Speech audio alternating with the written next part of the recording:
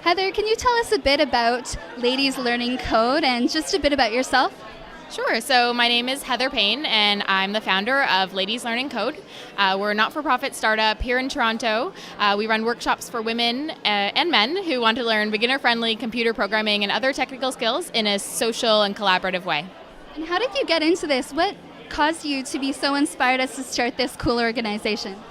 Actually, it came from a desire to learn how to code. I wanted to learn how to build websites and other applications after graduating university, and I found it to be really challenging to get started, and I didn't really like learning on my own. And so after having a really awesome experience in Los Angeles where I went to a workshop that was designed for women who were beginners who wanted to learn Python, I came back here and said, you know what, we should have something like this here in Toronto. So I tweeted about it, people replied, and then our first brainstorming session was actually hosted here at CSI Annex, and about 85 people showed up. So right from then I knew I was onto something.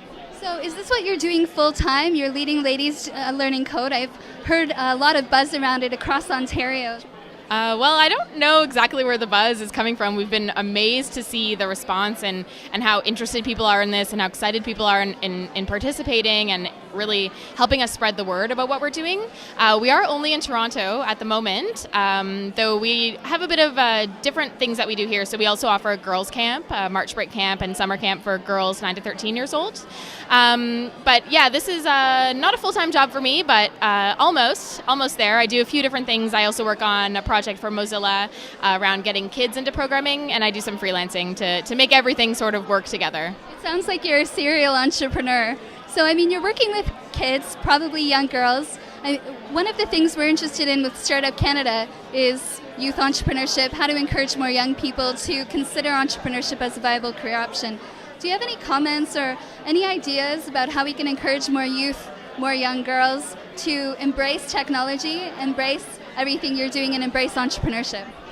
Well, I think the number one thing that young people need, and in particular that young women need, is role models. Young people need to know that there are people doing this, and they're people just like them. You know, I'm just a normal person from the GTA who now runs my own organization, and people seeing that it's possible, I think helps to inspire them and can help them reach for that in their own lives. That's really inspiring, and yourself as a social innovator, do you have any ideas on how we can encourage more Canadians to think about social innovation, social entrepreneurship as a viable career? It's a good question because we're in a time right now where making photo sharing apps and making Facebook games is very popular, and it's sort of become like glamorized as a route to entrepreneurship. And I don't know what to do, but what I think about is, you know, the next 10 or 15 years of my life, I'm going to be doing what I do now. And so do I want to work on building a photo sharing app? Not really. I want to tackle a real problem like education and like preparing today's workers for the next era of their careers. And so, you know, maybe if we can show people how satisfying that is and how important it is and how great you feel working on a real issue and having people respond to it, maybe that'll encourage more people to consider social entrepreneurship.